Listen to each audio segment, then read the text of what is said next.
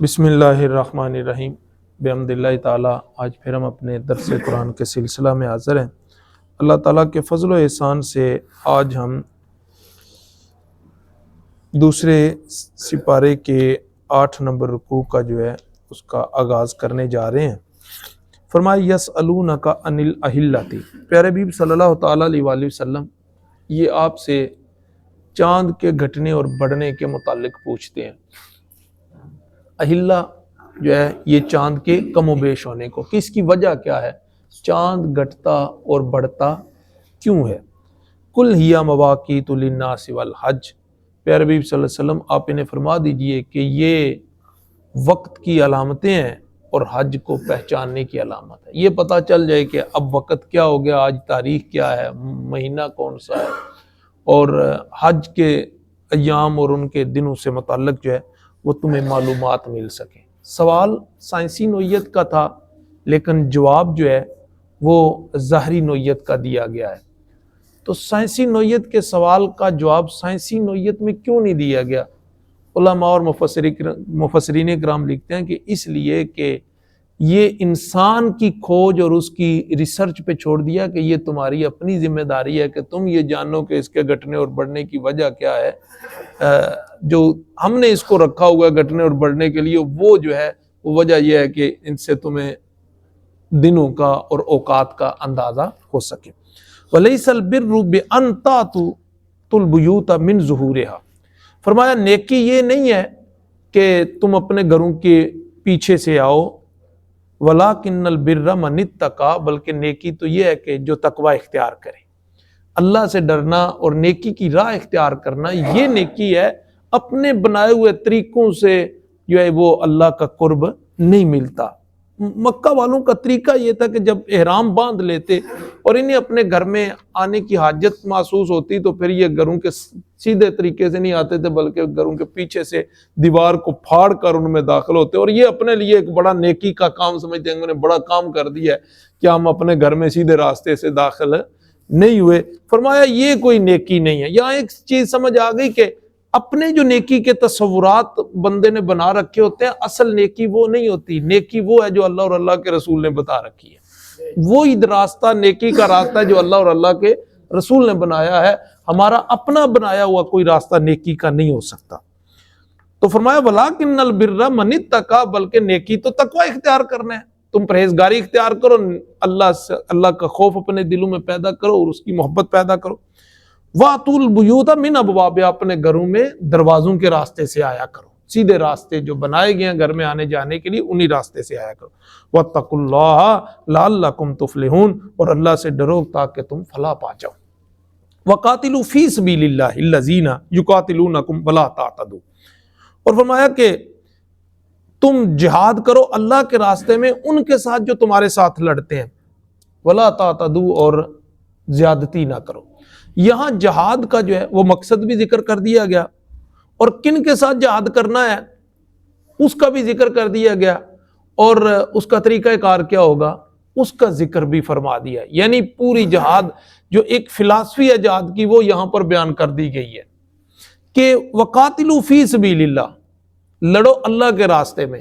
تمہاری جنگ کا، تمہارے جہاد کا مقصد وہ کشور کشائی نہیں ہونا چاہیے، مال غنیمت نہیں ہونا چاہیے، دوسری قوموں پر غلبہ اور تسلط حاصل کرنا نہیں ہونا چاہیے، اور اپنے سلطنت کے علاقے کو بڑھانا تمہارا مقصد نہیں ہونا چاہیے، بلکہ تمہارا مقصد کیا ہے، اللہ کی رضا ہونا چاہیے۔ جہاد میں مقصد صرف اور صرف اللہ کی رضا ہو۔ اور لڑنا کن سے؟ الذین یقاتلونکم، جو تم سے جنگ کرتے ہیں۔ تو میدان میں آئے ہوئے جنگجوؤں کے ساتھ لڑا جاتا ہے، گھر میں بیٹھے ہوئے لوگوں کے اوپر حملے نہیں کیے جاتے۔ اور یہی وجہ ہے کہ اسلام نے جب بھی جنگ کیا اپنے مقابلے میں اترنے والوں کے ساتھ جنگ کیا۔ تو جو جنگجو ہتھیار لے کر تمہارے ساتھ لڑنے کے در پہ ہے تو تم صرف اسی کے ساتھ لڑ سکتے ہو۔ تو جنگ کا وہ ایک طریقہ بھی بیان کر دیا کہ کن کے ساتھ لڑنا ہے۔ ہمارے مسلمانوں میں وہ گھروں کے اوپر بمباری کرنے اور عورتوں اور بچوں کو مارنے کی اجازت نہیں ہے۔ اور ایک چیز تو یہ بیان کر دی کہ لڑنا کس کے ایسا، الذین یقاتلونکم، جو تم سے لڑتے ہیں، یعنی ہتھیار لے کر تمہارے مقابلے میں اترے ہوئے ہیں، ان سے لڑو، کیونکہ وہ بھی جوان، تم بھی جوان، وہ بھی جنگجو، تم بھی جنگجو، تو لڑنے کا مزہ تو انہی سے ہے، ذات کے لیے بھی نہیں لڑا جائے گا، انہی کے لیے لڑا جائے گا۔ حضرت علی المرتضیٰ رضی اللہ تعالیٰ نے ایک مد مقابل کو پچھاڑ لیا کہ اس نے آپ کے چہرے پر جب وہ آپ اس کا سر قلم کرنے لگے تو اس نے تھوک دیا، آپ چھوڑ کے پیچھے ہٹ گئے، اس کو پھر اٹھنے کا موقع دیا۔ تو کسی نے پوچھا حضرت ایسا کیوں کیا؟ فرمایا پہلے میں اس کے ساتھ اللہ کے لیے لڑ رہا تھا، جب اس نے میرے چہرے پہ تھوکا تو اس وقت میری ذات آ گئی، تو علی ذات کے لیے نہیں لڑ رہا تھا، اللہ کے لیے لڑ رہا تھا۔ تو یہاں فلا تعتدوا، اگلی بات بھی بیان کر دی کہ زیادتی نہ کرو، کیونکہ جنگ کے اندر جب دشمن نے آپ کے بھی کچھ لوگوں کو شہید کیا ہوگا تو اس وقت انتقام کی آگ خوب بھڑک رہی ہوگی، اور اس وقت جو ہے وہ بندہ انتقام کی آگ میں اس قدر بھڑکا ہوتا ہے کہ بس جو بھی سامنے آئے اس کو فتح کی شکل میں وہ تہس نہس کرتا چلا جاتا ہے۔ فرمایا ایسا بھی نہیں ہونا چاہیے، ولا تعتدوا، زیادتی نہیں کرنی، جو تمہارے مقابلے میں لڑنے کے لیے آئے ان سے لڑو، اور جس نے ہتھیار پھینک دیے، جس نے تم سے پناہ مانگ لی، یا جو بچے ہیں، عورتیں ہیں اور بوڑھے ہیں، ان کے ساتھ جنگ نہ کرو۔ میدان جنگ میں بھی ہمیں عورتوں کو مارنے کی اجازت نہیں ہے۔ ایک صحابی فرماتے ہیں کہ ایک عورت نے ہمارا راز فاش کر دیا تھا، میں اس کا کام تمام ہی کرنے لگا تھا کہ مجھے حضور کا فرمان یاد آ گیا کہ حضور نے فرمایا عورتوں کو قتل نہ کرو، تو کہتے ہیں اگر مجھے حضور کا فرمان یاد نہ آتا تو میں اس کی گردن اتار دیتا جس نے ہمارے حملے کا راز فاش کیا تھا۔ تو لہذا یہ چیز بھی سمجھ آ گئی کہ جنگ کے دوران بچوں کو، بوڑھوں کو، عورتوں کو مارنے کی، یا جو پناہ مانگ لے اس سے، یا جو سامنے مد مقابل ہتھیار ڈال دے اس سے، اور جو کلمہ پڑھ دے اس کے ساتھ ان کو بھی قتل کرنے کی اجازت نہیں ہے، یہ زیادتی ہو جائے گی۔ ان اللہ لا یحب المعتدین، اور پھر خود ہی آگے فرمایا کہ اللہ تعالیٰ زیادتی کرنے والوں کو پسند نہیں کرتا۔ اگرچہ تمہیں غصہ ہے ان کے اوپر، لیکن پھر بھی کچھ ضابطے ہیں، کچھ قوانین ہیں، کچھ طریقے ہیں، ان کو تمہیں فالو کرنا ہوگا جہاد کے اندر بھی۔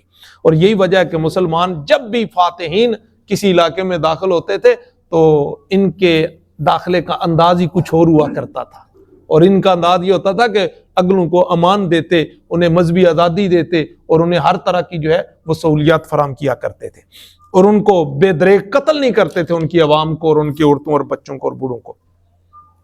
اور فرمایا کہ وَاقْتُلُوهُمْ حَيْثُ ثَقِفْتُمُوهُمْ، اور لڑو ان کے ساتھ جہاں بھی تم ان کو پاؤ۔ جب صلح حدیبیہ کے موقع پر ایک معاہدہ طے پایا کہ اگلے سال مسلمان آئیں گے اور یہاں عمرہ کریں گے اور پھر اپنے عمرہ کر کے وہ واپس چلے جائیں گے، تو مسلمانوں کو ایک کھٹکا تھا کہ اگر ہم عمرہ کر رہے ہیں اور ادھر سے مکہ والے کافر ہمارے اوپر حملہ کر دیں تو ہم اللہ کے گھر میں جو ہے وہ ان کے ساتھ کیسے لڑیں گے، اور ادھر سے پھر یہ ایک معتبر جگہ اور معتبر مقام، وہاں وہ اگر ہمارے اوپر حملہ کر دیتے ہیں تو اس مقام پہ ہم ان کے ساتھ لڑ تو نہیں سکتے۔ تو اللہ رب العزت نے فرمایا کہ اگر وہ تم پر جنگ کرے نا اور وہ تم پر حملہ کرے تو پھر میں اس گھر کا رب تمہیں اجازت دیتا ہوں کہ پھر تمہیں بھی اجازت ہے کہ تم ان کے گردنیں اتارو۔ وَاقْتُلُوهُمْ حَيْثُ ثَقِفْتُمُوهُمْ، اور تم ان سے لڑو جہاں کہیں بھی تم ان کو پاؤ۔ وَاخْرِجُوهُمْ مِنْ حَيْثُ أَخْرَجُوكُمْ، اور تم بھی انہیں نکالو جہاں سے انہوں نے تمہیں نکالا تھا، کہ جب ہجرت کے موقع پر انہوں نے تمہیں اس وطن سے نکلنے پر، اس شہر سے نکلنے پر مجبور کر دیا تھا، پھر تم بھی ان کو ان کے گھروں سے نکالو۔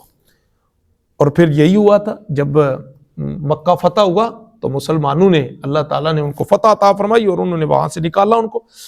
مِنْ حَيْثُ أَخْرَجُوكُمْ، اور انہیں نکالو تم وہاں سے جہاں سے انہوں نے تمہیں نکالا تھا۔ وَالْفِتْنَةُ أَشَدُّ مِنَ الْقَتْلِ، اور فرمایا فتنہ جو ہے یہ قتل سے بھی زیادہ سخت ہے، یہ اس سے بھی زیادہ نقصان دہ ہے یہ فتنہ جو ہوتا۔ اور فتنہ کیا ہے؟ کسی کے پسندیدہ نظریات کو طاقت کی بنیاد پر اس سے جو ہے وہ نظریات سے چھڑانا۔ اور یہ کافر کیا کرتے تھے مسلمانوں سے، اور ان کو جو ہے وہ مجبوراً اپنا دین اور اپنا مذہب چھوڑنے پر مجبور کرتے اور انہیں اذیتیں اور تکلیفیں دیتے۔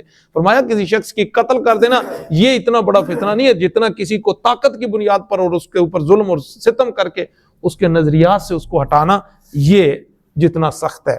وَلَا تُقَاتِلُوهُمْ عِنْدَ الْمَسْجِدِ الْحَرَامِ حَتَّى يُقَاتِلُوكُمْ فِيهِ، اور پھر فرمایا تم انہیں قتل نہ کرو مسجد حرام کے پاس یہاں تک کہ وہ تمہیں قتل کریں۔ جب تم سے وہ لڑیں تو پھر تم بھی لڑو، پھر مہینہ بھی محترم ہو تب بھی وہ تم پر لڑیں تو پھر تم ان سے لڑو، پھر یہ بھی نہ دیکھو کہ مہینہ محترم ہے۔ یعنی جب دشمن حملہ کرے تو پھر تمہیں پوری اجازت ہے کہ تم اس کا جواب دو۔ فَإِنْ قَاتَلُوكُمْ فَاقْتُلُوهُمْ، اور اگر وہ تم سے لڑیں تو تم ان سے لڑو۔ كَذَلِكَ جَزَاءُ الْكَافِرِينَ، اور یہی کافروں کی جزا ہے کہ جب وہ تم سے لڑنے پہ آئیں تو پھر تم ان کی گردنیں خوب اڑاؤ۔ دعا ہے اللہ تعالیٰ میں سمجھنے کی اور عمل کرنے کی توفیق عطا فرمائے۔ وما علیہ الا البلاغ المبین۔ الحمدللہ رب العالمین والصلاة والسلام علی سید الانبیاء والمرسلین۔ الہ العالمین ہمارے اس سلسلے کو اپنی بارگاہ میں قبول و منظور فرما۔ اس کے تصدق اور توسل سے جاگتی آنکھوں کے ساتھ اپنے پیارے حبیب علیہ الصلوۃ والسلام کے روضہ پاک کی زیارت عطا فرمانا۔ حضور نبی کریم علیہ الصلوۃ والسلام کی غلامی میں موت عطا فرمانا۔